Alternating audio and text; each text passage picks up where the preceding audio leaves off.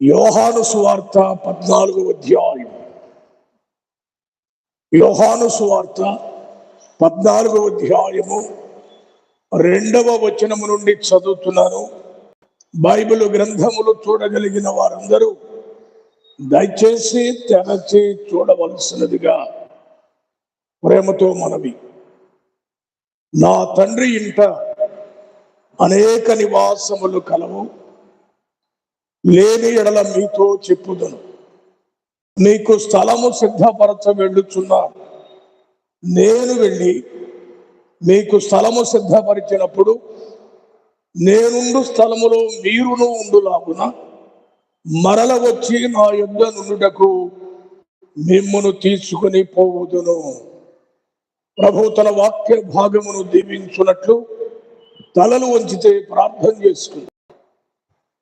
దయగలిగిన మా తండ్రి, కృపగలిగిన మా నాయన, మీ పరిశుద్ధ పాదములకు స్తోత్రాలు వందనాలు చెల్లిస్తున్నాం. గొప్ప దేవా, ఈ రాత్రి వేళ చక్కని వాతావరణాన్ని ఇచ్చారు. మీ సన్నిధిని మాకు సిద్ధపరిచారు. మీ బిడ్డలను తీసుకుని వచ్చారు. అందరూ బట్టి మిమ్మల్ని ఎంతగానో స్తుతిస్తున్నా. ఈ రాత్రి మీరు మాతో మాట్లాడడానికి ఇష్టపడుతున్నారు. మీ తేట అయిన అమూల్యమైన మధురమైన మీ మాటలను మీ వాక్యము ద్వారా మీరు మాకు అందించండి. ఈ సమయంలో లైవ్లో యూట్యూబ్లో ఉన్న బిడ్డలను కూడా మీ నామములో ఆశీర్వదించి ఆకర్షించుమని, చదువుబడిన మీ మాటలను దీవించి మీరు వివరించుమని ఈ మనవులు మా రక్షకుడు విమోచకుడైన యేసు క్రీస్తు అతి శ్రేష్టమైన నామమునే ప్రార్థించి వేడుకొనుచున్నాం తండ్రి, ఆమేన్. ప్రభునందు ప్రియ సోదరి సోదరులారా, ఈ రాత్రి వేళ యోహాను సువార్త 14వ అధ్యాయము 2-3 వచనాలు మనం చదువుకున్నాం. ఇవన్నీ మనం ఎరిగిన వచనాలే, మనం ఎరిగిన వాక్య భాగమే. అందుచేత ఇది మనకు తెలుసు అనుకొని నిర్లక్ష్య ధోరణిలో మనం ఉంటే అద్భుతమైన సంగతులను మనం కోల్పోతాం. ఎన్నిసార్లు చదివినా, ఎన్నిసార్లు విన్నా, ఎంతమంది బోధించినా దేవుని వాక్యము ఎప్పుడూ క్రొత్తదిగానే ఉంటుంది. అది ఎప్పుడు మనకు క్రొత్త సంగతులు నేర్పుతూనే ఉంటుంది. ఈ రాత్రి నా అంశం ఏంటంటే, మీరు జాగ్రత్తగా గమనించాలి.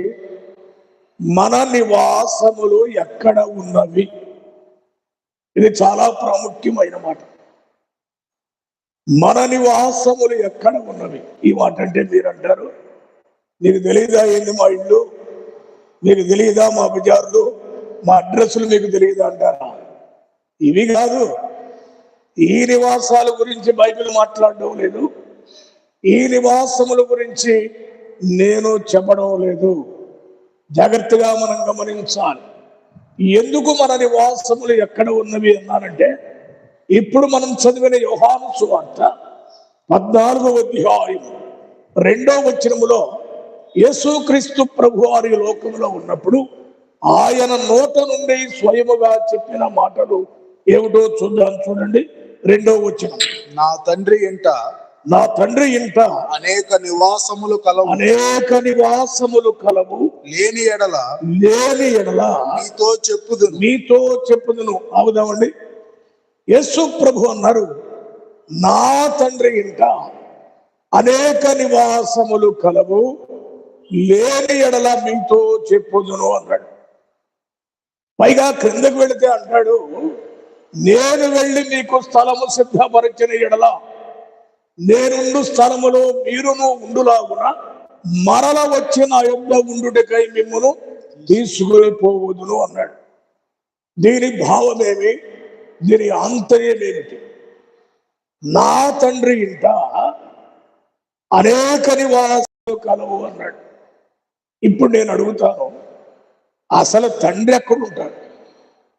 తండ్రి ఎక్కడుంటాడో తెలిస్తే నివాసాలు ఎక్కడుంటాయో తెలుస్తాయి. ఇది మొదటి ప్రశ్న. తండ్రి ఎక్కడ ఉంటాడు? బైబిల్ క్లాస్ కనుక నేను మిమ్మల్ని అడగవలసిందే, మీరు చెప్పవలసినదే. తండ్రి ఎక్కడుంటాడు? ఏమండి? ఏమన్నా ఏమండి? ఏమన్నారు? ఎక్కడే ఉంటే ఇంత అంశం ఎందుకు? ఇంకా నాకు ఎంత ప్రయాస ఎందుకు? ఈ ప్రశ్నలు ఎందుకు? సరే, తండ్రి ఉండే స్థలం ఎక్కడ? పోని తండ్రి ఎక్కడ ఉంటాడు? మరి తండ్రి తండ్రి నాయన తండ్రి మహోన్నతుడా అంటుంటావే, అసలు ఎక్కడ ఆయన ఎక్కడుంటాడు? తండ్రి ఉండే స్థలం ఎక్కడో తెలిస్తే ఆ ఇళ్ళు ఎక్కడో మనకు అర్థం అవుతాయి కదా. నేను చెప్తుంటాను, దయచేసి బైబిల్ తెరవండి. యెషయా గ్రంథము 57వ అధ్యాయము 15వ వచనము. యెషయా గ్రంథము 57వ అధ్యాయము 15వ వచనం చదవండి. మహాగణుడును మహాఘనుడును మహోన్నతుడును. వినండి పదాలు. తండ్రి అయిన దేవుడు ఎలాంటి వాడు అంటే మహాఘనుడును మహోన్నతుడైన పరిశుద్ధుడును పరిశుద్ధుడును నిత్య నివాసియునైన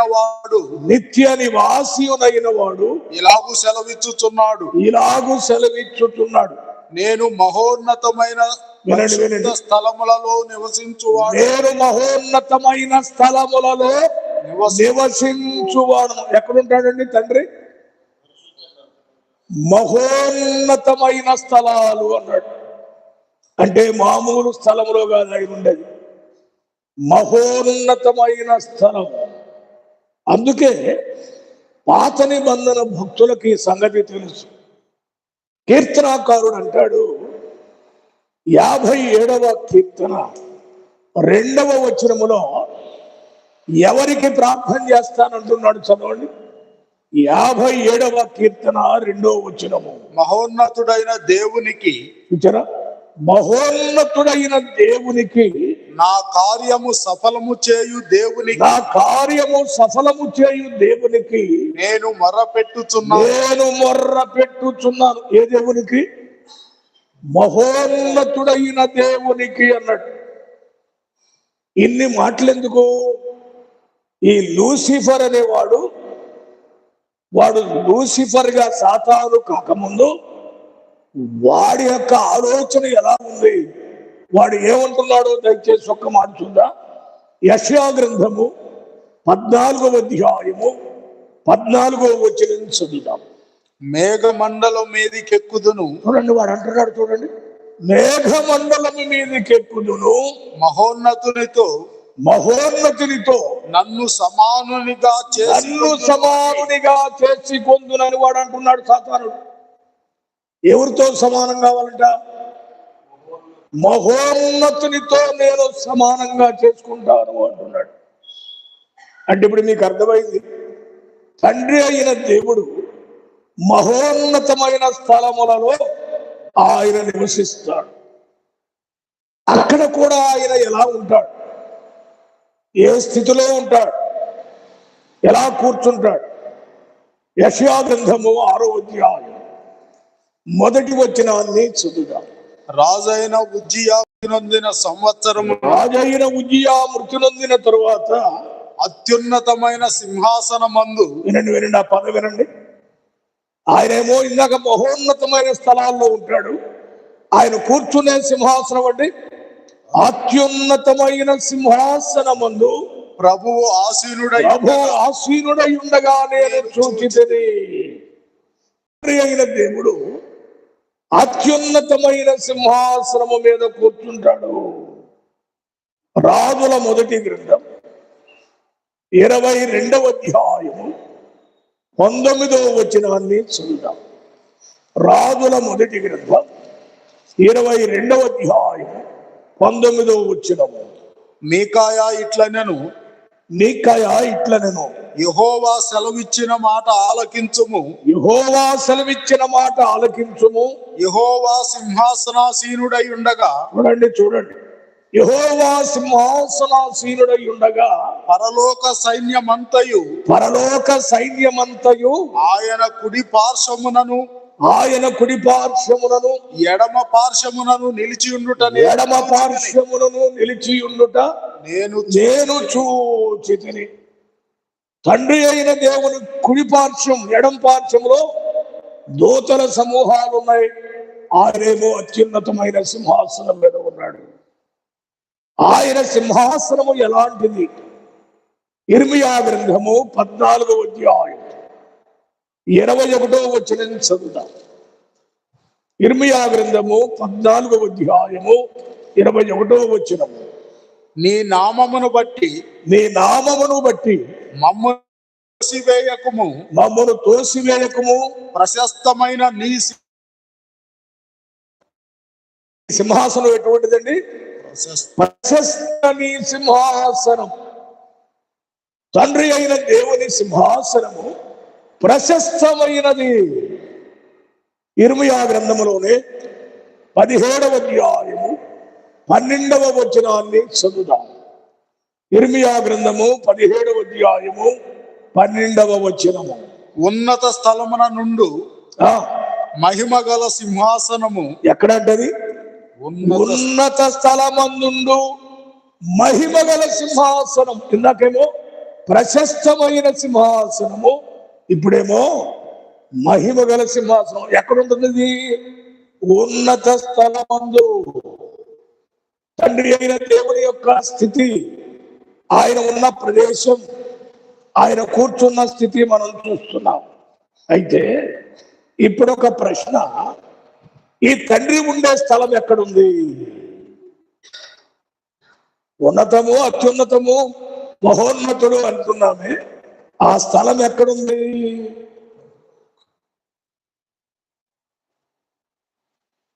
యెజ్రా గ్రంథం 9వ అధ్యాయం లేక 6వ అధ్యాయము 9వ వచనం చదవండి. యెజ్రా గ్రంథము 6వ అధ్యాయము 9వ వచనము.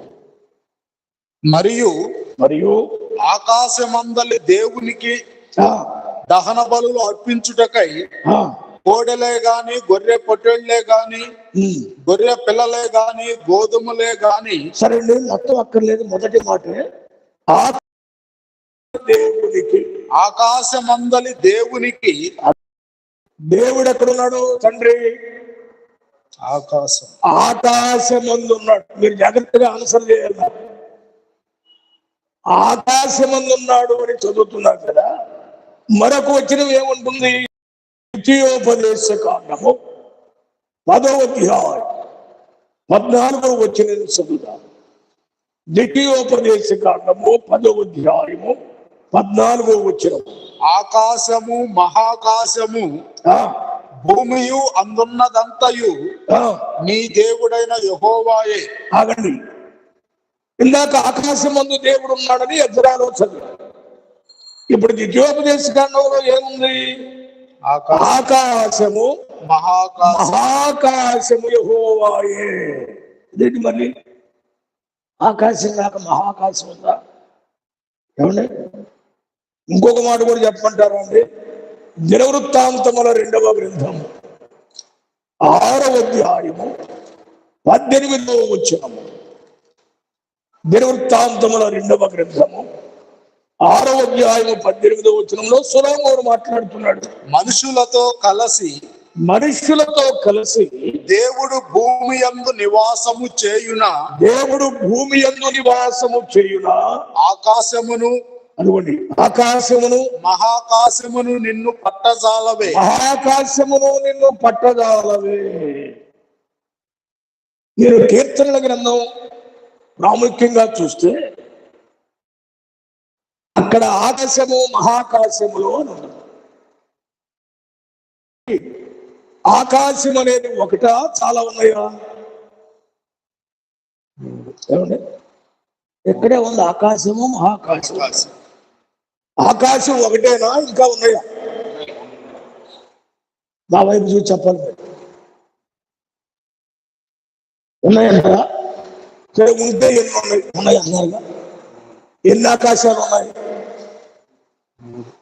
ఒక ఆయన ప్రసంగం చేస్తున్నాడు, 7 ఆకాశాలు ఉన్నాయి ప్రియులారా. ఇదే ఇంద్రధనస్సులో 7 రంగులు ఉన్నట్టు 7 ఆకాశాలు ఉన్నాయి. ఈ బోధకులకి 7 వారాలు రండి అనే అలవాట్లు ఉన్నాయి కాబట్టి ఆకాశాలు కూడా ఎన్ని? 7 ఆకాశాలు ఉన్నాయి ప్రియులారా అంటున్నాడు. ఎక్కడుంది బైబిల్లో 7 ఆకాశాలు? ఆకాశ మహాకాశములు అన్నాడు. 7 ఆకాశాలు ఎక్కడున్నాయి? జాగ్రత్తగా గమనిద్దాం. ఆకాశములు ఎన్నున్నాయి? తండ్రి అయిన దేవుడు 7 ఆకాశంలో ఉంటాడు. ఇప్పుడు వివరణలోకి వస్తున్నాను నేను, జాగ్రత్తగా చూడాలి. మనం కొరింథీయులకు రాసిన 2వ పత్రిక 12వ అధ్యాయం 2వ వచనం చదువుదాం. కొరింథీయులకు రాసిన 2వ పత్రిక 12వ అధ్యాయము 2వ వచనము. క్రీస్తునందున్న ఒక మనుషుని నేను ఎరుగుదును. చూడండి, పౌలు రాశాడు, క్రీస్తునందున్న ఒక మనుషుని నేను ఎరుగుదును. అతడు 14 సంవత్సరముల క్రిందట 3వ ఆకాశమునకు కొనిపోబడెను. ఎన్నో ఆకాశం ఉంది? 3. 3వ ఆకాశమునకు కొనిపోబడెను. అక్కడేముంది? చదవండి. అక్కడే అతడు శరీరముతో కొనిపోబడెను నేను ఎరుగుదు. అతడు శరీరముతో కొనిపోబడెను ఎరుగను. లేదో నేను ఎరుగను. శరీరము లేక కొనిపోబడినో నేను ఎరుగను. అది దేవునికే తెలియను. అట్టి మనుషులు నేను ఎరుగుదును. అతడు పరదైసులోనికి కొనిపోబడి వసింపశక్యము కాని మాటలను వినెను. అవి మనుషుడు పలుకకూడదు అన్నాడు. ఏ ఆకాశంలో? 3వ ఆకాశములో వచింపశక్యము కాని మాటలు విన్నాడంట. అక్కడ దీనిని బట్టి ఆకాశములు 3 మాత్రమే. తండ్రి అయిన దేవుడు 3వ ఆకాశంలో అత్యున్నతమైన మహోన్నతమైన స్థలములో 3వ ఆకాశంలో ఉన్నాడు. అర్థమవుతుందండి? ఇంకా ఈ 2 ఆకాశాలు నేనేం వర్ణించవసరం. ఒకటే కనబడే ఆకాశం, ఇంకొకటి మనోళ్ళు అంటారు మధ్యాకాశం అని. అది వాస్తవానికి తెసలోని పత్రిక దానిని మేఘమండలము. కానీ మనోళ్ళు సులువైన మార్గంలో ఏమంటారు? మధ్యాకాశం. పాటలు కూడా మధ్యాకాశం, పాటలు కూడా ఆకాశ మహాకాశములు నేను పట్టజాలను అంటారు. కానీ ఎన్ని ఆకాశాలు తెలియదు భక్తులకి. 3 ఆకాశములు మాత్రమే. 3వ ఆకాశములో తండ్రి అయిన దేవుడు అక్కడ ఉన్నాడు. తండ్రి అయిన దేవుడు అక్కడ ఉన్నాడు అంటే మన ప్రభు అయిన యేసుక్రీస్తు వారు మనందరి పాప పరిహారార్థమై సిలువలో రక్తము చిందించి ప్రాణాన్ని ధారబోసి మరణించి సమాధిని ఓడించి తిరిగి లేచి పునరుద్ధానుడిగా ఎక్కడికి వెళ్ళాడు ఆయన? జనరల్ గా మనం ఏమంటాం? పైకి వెళ్ళాడండి, ఆరోహణం అయిపోయాడండి అంటుంటే ఎక్కడికి వెళ్ళాడు ఆయన? ఏమండి? యేసుక్రీస్తు ప్రభు అసలు వెళ్ళేటప్పుడు ఎలా వెళ్ళాడు? హెబ్రీయులకు రాసిన పత్రిక 4వ అధ్యాయం 14వ వచనం చదువుదాం. ఆకాశ మండలము గుండా వెళ్ళిన దేవుని కుమారుడైన యేసు అను గొప్ప ప్రధాన యాజకుడు. అక్కడ భాష చూడండి, ఆకాశానికి వెళ్ళాడు అని రాయలా. ఎలా వెళ్ళాడని రాశాడు? ఆకాశ మండలము గుండా. అంటే ఈ ఆకాశం కాదు, ఆకాశాలు దాటి తండ్రి అయిన దేవుడు దగ్గరికి వెళ్ళాడు యేసుక్రీస్తు పునరుద్ధానుడై. ఇవన్నీ మనం తెలుసుకుంటే గానీ ఆనందంగా ఉండదు మనకు. కర్మాలండి. ఆకాశ మండలము గుండా వెళ్ళిన మన ప్రధాన యాజకుడు. సరే, ఇప్పుడు ఒక ప్రశ్న. వెళ్ళిన యేసుక్రీస్తు ప్రభు ఇప్పుడు ఎక్కడున్నాడు? మీరు తెలివైన మన మధ్యనే ఉన్నాడు. 2-3 ఎక్కడ కూడితే అవన్నీ జనరల్ మాటలు. స్థానాన్ని స్థితిని అడుగుతున్నాను. వెళ్ళిన యేసుక్రీస్తు ప్రభు ఇప్పుడు ఎక్కడున్నాడు?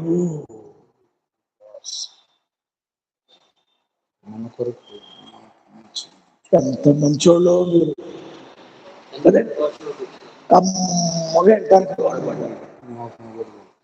ఆలోచన కూడా మనకు అవసరం అండి.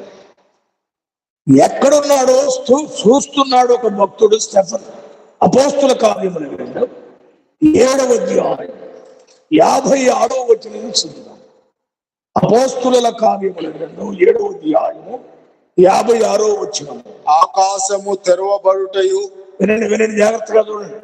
ఆకాశము తెరవబడుటయు, మనుష్య కుమారుడు దేవుని కుడిపార్శ్వమందు మనుష్య కుమారుడు దేవుని కుడిపార్శ్వమందు నిలిచి ఉండుటయు చూచుచున్నానని చెప్పాను. ఎవరు? స్టెఫన్ చెప్తున్నాడు అండి. ఆకాశము తెరవబడుట. ఇప్పుడు నేను మిమ్మల్ని అడుగుతాను, యేసుక్రీస్తు ప్రభువు కూడా తండ్రి అయిన దేవుని దగ్గరికి వెళ్ళాడని చెప్పుకున్నాం.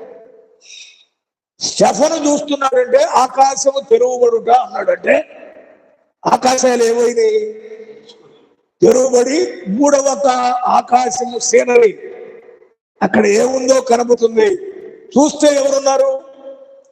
దేవుని కుడి పార్శ్వమున యేసుక్రీస్తు ప్రభు ఆసీనుడై ఉన్నాడు. అంటే ఇప్పుడు యేసుక్రీస్తు ప్రభు కూడా ఎక్కడున్నాడు? 3వ ఆకాశంలోనే తండ్రి దగ్గర ఉన్నాడు ఆయన. స్టెఫను రతో కొట్టబడుతున్నప్పుడు ఆయన లేచి నిలబడ్డాడు. తన భక్తుని తన యొద్దకు ఆకర్షించడానికి, పిలవడానికి, ఆహ్వానం ఇవ్వడానికి ఆయన లేచి నిలవబడ్డాడు. అద్భుతం అండి. ఈ సత్యాలు మనం జాగ్రత్తగా గమనిస్తే ఆనందం. సరే, అసలు అంశంలోనికి వస్తున్నాం. ఇప్పుడు మన నివాసం ఎక్కడ? యేసుక్రీస్తు ప్రభు ఏమన్నాడో చూద్దాం. దయచేసి 14వ అధ్యాయం సువార్త 2వ వచనం చదవండి. నా తండ్రి ఇంట అనేక నివాసములు కలవు, లేని ఎడల మీతో చెప్పుచున్నాను. నీకు స్థలము సిద్ధపరచ వెళ్ళుచున్నాను. ఈ మాట గమని. నా తండ్రి ఇంట అనేక నివాసములు కలవు. ఇది ఒక మర్మము ఈ భాష. మనం ఏమనుకుంటామంటే తండ్రి అయిన దేవుడు ఎక్కడున్నాడో అక్కడ మనకు కూడా ఇల్లు ఏర్పాటు చేస్తాడు అని. అంతేనా? అదేగా మనం అనుకున్నది.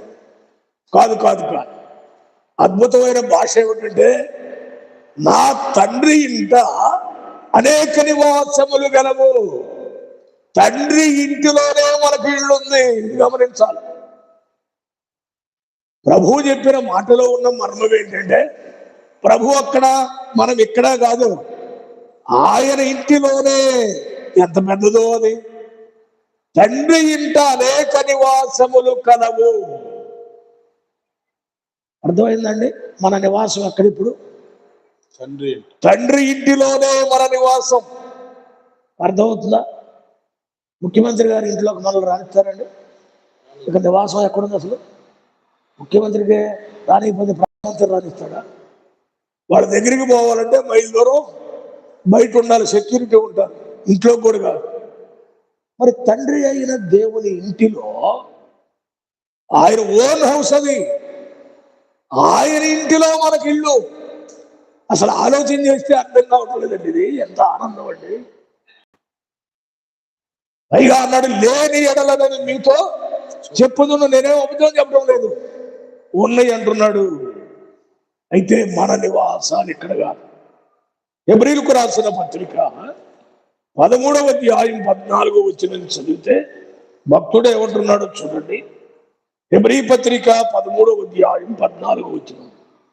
కాబట్టి ఆయన ద్వారా మనము దేవునికి ఎల్లప్పుడూ స్తుతియాగము చేయుదము, అనగా ఆయన నామమును ఒప్పుకొనుచు యెహోవా ఫలము అర్పించుదము, ఉపకారమును ధర్మమును చేయ మరచిపోకుడి. 13-14 అవును. నిలువరమైన పట్టణము, నిలువరమైన పట్టణము మనకిక్కడ లేదు. ఎన్ని ఇళ్ళు కట్టుకున్నా, ఎంత సంపాదించినా, ఇక్కడ ఎన్ని పేరు ప్రఖ్యాతులు గడించినా నిలువరమైన పట్టణం అనేది మనకిక్కడ లేదు. మరి మనం ఎవరో లేదంటే పేతురు మొదటి పత్రిక 2వ అధ్యాయం 11వ వచనము. పేతురు మొదటి పత్రిక 2వ అధ్యాయం 11వ వచనము. ప్రియులారా ప్రియులారా, మీరు పరదేశులను యాత్రికులునై ఉన్నారు గనుక ఆత్మకు విరోధముగా చాలు చాలు. ఇందాకేమో నిలువరమైన పట్టణం లేదని పౌలు గారు అన్నాడు. ఇప్పుడు పేతురు అంటాడు, ప్రియులారా మీరు పరదేశులను. రాత్రి ఇంకా మంది ఏముంది ఇక్కడ అండి? మంది ఇక్కడ ఏమీ లేదు కదా, రాకులాట తప్పితే ఇక్కడ మంది ఏమి లేదు. మనకి ఎక్కడుంది? తండ్రి ఇంట మన ఇల్లు ఉంది. ఇది అద్భుతం. తండ్రి పక్కన కాదు, తండ్రి యొక్క ఏదో కనుసన్నల్లో కాదు, తండ్రి ఇంటే మనకు ఇల్లు. అలా దృశ్యం రేపు మనం వెళ్తే చూడాలి. ఎంత ఏరియా ఆయన ఇల్లు అంటే అర్థం అవడం కోసం చెప్తాను. మనకి ఎన్ని ఫ్లాట్లు ఈ గదులు కట్టాడు. పైగా యేసు ప్రభు లేని ఏడలు నీతో చెప్పుతునంటాడు. పైగా ప్రభు ఏ పనిలో ఉన్నానన్నాడు. ఇప్పుడు నేను వెళ్ళి నేను స్థలము సిద్ధపరిచినప్పుడు యేసు ప్రభు పని ఏంటంటే తండ్రి ఇంటిలో మన ఇంటి కొరకు ఆయన ఏం చేస్తున్నాడు? స్థలం అంటే ఫ్లాట్లు లేక కట్టడాలు ఏర్పాటు చేస్తున్నాడండి. ఇప్పుడు మనందరికి ఉన్నాయి అంటారా లేవంటారా? నా వైపు చూడండి. మనందరికి తండ్రి ఇంట్లో ఇల్లు ఉన్నాయా? ఏం మాట్లాడండి. ఇక్కడ గవర్నమెంట్ లోనే అప్లికేషన్ పెట్టుకుంటూ రాలేదు. ఎన్నిసార్లు కాగితం పెట్టినా ఇల్లు శాంక్షన్ కాలేదు. ఇక్కడే లేకపోతే అక్కడ ఉండదు అంటారా? ఇక్కడ లేకపోవచ్చు. యేసు క్రీస్తును రక్షకునిగా అంగీకరించిన ప్రతి ఒక్కరికి తండ్రి ఇంటిలో ఇల్లు ఉన్నది. ఇదే అద్భుతమైన మాట అండి. పైగా ఆ భాష చూడండి. నా తండ్రి ఇంట, రెండో వచనం, అనేక నివాసములు కలవు. నివాసములు అన్నాడు. నివాసాలు అంటే శాశ్వతమైనవి అని గమనించాలి. ప్రభు చెప్పిన పద్ధతి అది. ఈ లోకములో లాగా తాత్కాలికమైనవి కాదు. పరిపూర్ణత, సంపూర్ణత, నిత్యత్వమును తెలియజేసే పదముగా అది కనబడుతుంది. మూడవ వచనం చూడండి. నేను వెళ్ళి మీకు స్థలము సిద్ధపరిచిన ఎడల నేనుండు స్థలములో. ఇప్పుడు అలా ఇల్లేమో తండ్రిది, తండ్రి ఇంట్లోనే మనకి ఇల్లు. అక్కడ కూడా ఎవరుంటారు? ఇప్పుడు ఏమన్నా మాట, నేనున్న స్థలములో మీరును ఉండులాగున. ఇప్పుడు జాగ్రత్తగా చూడండి. తండ్రి ఇంట్లో ఇల్లు, అక్కడ యేసు క్రీస్తు మనతో ఉంటాడు. అసలు ఆలోచన చేయండి. అది తండ్రి ఇల్లు, యేసు క్రీస్తు మనతో ఉంటాడు.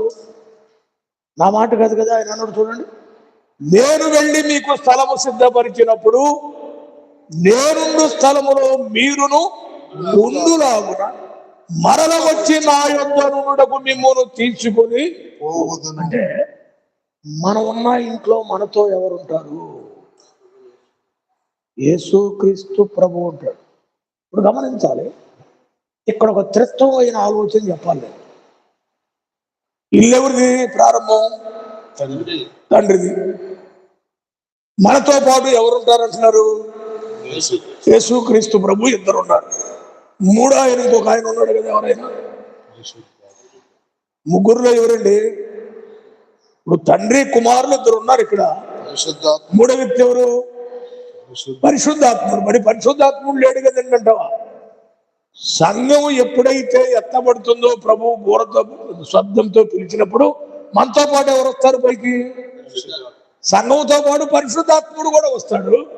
ఆయన ఆత్మ కనుక కనబడ్డు అంటే ముగ్గురు అక్కడే ఉంటారు. ఏమంటే మన ఇల్లు సామాన్యమైనవి కాదండి. ముగ్గురుతో కూడిన గృహాలు. ఇప్పుడు మళ్ళా మీకు ప్రశ్న, ఏమంటే తండ్రి ఇల్లు అన్నారు కదా, తండ్రి మనకు కనబడతాడా?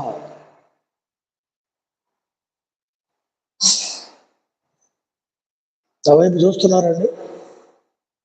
బైబిల్ అంత సులువుగా తేలిగ్గా అర్థం కాదు. పెద్దవారి దగ్గర నేర్చుకుంటేనే అర్థం. తండ్రి అయిన దేవుడు రేపు కనబడతాడా? పరిశుద్ధాత్మ దేవుడు కనబడతాడా?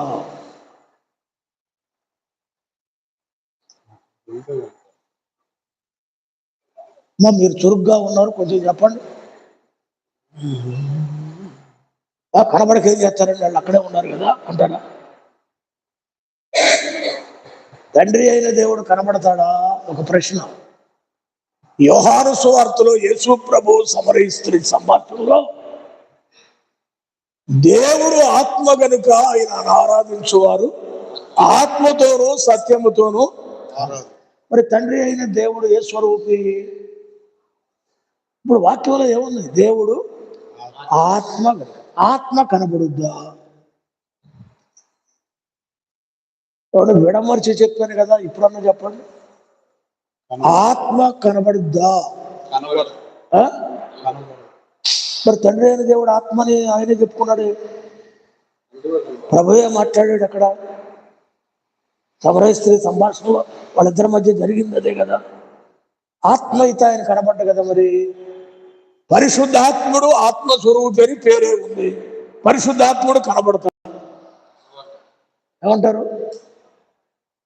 ఏమంటే ఎల్కేజీ పిల్లల కంటే ఘోరంగా ఉంది ఇది. నేను ఎంత విడగొట్టి చెబుతుంటే మీరు ఏందో అసలు మరి ఎందుకు వస్తున్నారో క్లాసుకి, ఏమి నేర్చుకుంటానికి వస్తున్నారో, వార కార్యక్రమాలు కనుక వెళ్దాంలే, కాలక్షేపంగా ఏం చెబితే మనకేమలే, తల ఊపుకుందాం, నవ్వుకుందాం, ఏదన్నా వీలుంటే రాసుకుందాం, లేదుకుందాం అనుకుంటే అంత మొదలు కంఠ శోష. దీని వెనక చెప్పేవాడి ప్రయాసం ఎవరన్నా చెప్పండి. అసలు ఎంత ఉంటుందో తెలుసా అండి? ఒక ప్రసంగము ఒక వ్యక్తి చెయ్యాలి అంటే దైవజనుడు అన్నాడు ప్రసవ వేదన పడాలి అన్నాడు. సరైన ప్రసంగికుడు ప్రసంగం చేయాలి అంటే ప్రసవ వేదన పడితే కానీ ఆ మ్యాటర్ తయారు కాదు. మనకేమో అసలు తీసేయి, లాభలే తీసేయి, అరే ఏం బాగుంది, వెనక శ్రమ ఎంత ఉంది, ఎంత కష్టపడ్డారు అనేది కూడా ఆలోచన లేకుండా పట్టలేదండి. ఏముంది అందులో? మనకి ఏం తెలుసు కాబట్టి ఏముంది అంటున్నాం మనం. ఇప్పుడు యోహాను సువార్త 14 అధ్యాయం ఇప్పుడు చదివాము. అంతకుముందు మనకేమన్నా తెలుసా? తండ్రి ఎక్కడ ఉంటాడో, ఏ స్థితిలో ఉంటాడో, ఆకాశాలు ఇవన్నీ మనకు తెలుసా? మరి నేర్చుకుంటేనే కదా మనం చెప్పుకోగలిగేది. తండ్రి అయిన దేవుడు ఆత్మస్వరూపి, పరిశుద్ధాత్మ దేవుడు ఆత్మస్వరూపి. ఆకార రూపి ఎవరు కనబడేది? యేసు క్రీస్తు ప్రభువే రేపు కనపడేది. అక్కడ కనబడేది ఆయన, మనతో ఉండేది ఆయన. ఏమి ధన్యత అండి! అద్భుతమైన అవకాశాలు ఈ 14వ అధ్యాయంలో మనం చూస్తున్నాం. ఈ ఇళ్లను గురించే, ఈ స్థలాల గురించే, ఈ ఇళ్లకు సంబంధించిన పట్టణాన్ని గురించి పాత నిబంధన భక్తులు విశ్వాసంతో కనిపెట్టుకొని ఉన్నారు. ఇక్కడ మాకు కట్టడాలు అక్కర్లేదు, గుడారాలు చాలు. ఎందుకో అంటే హెబ్రీ పత్రిక 11వ అధ్యాయం 10వ వచనం. హెబ్రీ పత్రిక 11వ అధ్యాయం 10వ వచనం. ఏలయనగా దేవుడు దేనికి శిల్పియు, దేవుడు దేనికి శిల్పియు, నిర్మాణకుడునై ఉన్నాడు. పునాదులు గల ఆ పట్టణము కొరకు. పునాదులు గల ఆ పట్టణం. మీరు కొంచెం ఎదురు చూస్తూ ఒక పట్టణం కూడా ఉందన్నాడు. దేవుడు శిల్పిగా అంటే ప్లానింగ్ ఇంజనీరు, ఆయనే కట్టుబడి కట్టిన మేస్త్రి గారు. ఆ పట్టణములోనే ఇల్లు ఆయన ఏర్పాటు చేస్తున్నాడు. అంటే ఇల్లు కూడా ఆయనే కడుతున్నాడు. నేను స్థలము సిద్ధపరచ వెళుతున్నాను అంటే ఆ స్థలములో కట్టడాలు కూడా ఆయనే కడుతున్నాడు. అది అద్భుతమైన ఆలోచన మనం గమనించాలి. అందుకే వాటి కొరకు అబ్రహాము, ఇస్సాకు, యాకోబులు అనబడిన వారు ఎదురు చూచారు, ఎప్పుడెప్పుడా వాటిని పొందాలి అని. 16వ వచనం కూడా చదవండి. హెబ్రీ పత్రిక 11వ అధ్యాయము 16వ వచనం. అయితే వారు మరి శ్రేష్టమైన దేశమును అనగా పరలోక సంబంధమైన దేశమును కోరుచున్నారు. అక్కడ పట్టణమే కాదు, అక్కడ ఇళ్ళే కాదు, ఒక దేశం అంట. ఏ దేశం అది? శ్రేష్టమైన దేశం, పరలోక సంబంధమైన దేశం. రేపు మనం వెళితే అసలు ఆ దేశం ఏంటి అయిగా వర్ణించాలంటే ప్రకటన గ్రంథంలోకి వెళ్ళాలి మనం. ఆ బజార్లు ఎట్లుంటాయి, లైటింగ్కి ఏ ఎలక్ట్రిసిటీ అక్కర్లేదు, ఏ పంపింగ్ సిస్టమ్ వాటర్కి అక్కర్లేదు. అసలు అద్భుతమైన వెలుగుతో నింపబడిన వీధులు, దర్వాజాల గురించి రాయబడిన గుమ్మాలు ముత్యాలతో ఉంటాయంట. ఏం కట్టాడండి దేవుడు. అది రేపు మనం వెళితే చూస్తాం. వెళ్ళాలి అంటే యేసు క్రీస్తుల రక్షకునిగా అంగీకరించాలి. అది లేకుండా వెళ్దాం, అందరం వెళ్తామండి. ఎక్కడికి వెళ్తాం? ఎక్కడికి పెట్టులో పడుకున్న దాకే, అక్కడికి పోయే పనే ఉండదు. నమ్మిన వారికి ఆయన వాగ్దానం చేశాడు, ఇల్లు సిద్ధపరుస్తున్నాను, స్థలాలు సిద్ధపరుస్తున్నాను, అక్కడ నేను కూడా ఉంటాను మీతో కలిసి అని ప్రభువు చెప్తూ ఉన్నాడు. కనుక ఈ రాత్రి ఈ అంశాన్ని నేను ముగించబోతున్నాను. ఎందుకంటే ఎక్కువగా మనం లోపలికి వెళ్తే కొంచెం ఇబ్బందికరమైన స్థితులు ఉంటాయి. తండ్రి అయిన దేవుడు ఎలాంటి వాడు, ఆయన ఉండే స్థలం ఎక్కడ, ఆయన కూర్చునే సింహాసనం ఏంటి, ఆయన ఉండే ఆకాశం ఏది, ఇవన్నీ కూడా ఒక క్రమంలో ఈ రాత్రి క్లుప్తంగా మీకు జ్ఞాపకానికి తెచ్చారు. ఈ అంశాన్ని వల్ల మీరు ఇంటికి వెళ్ళి చదవండి.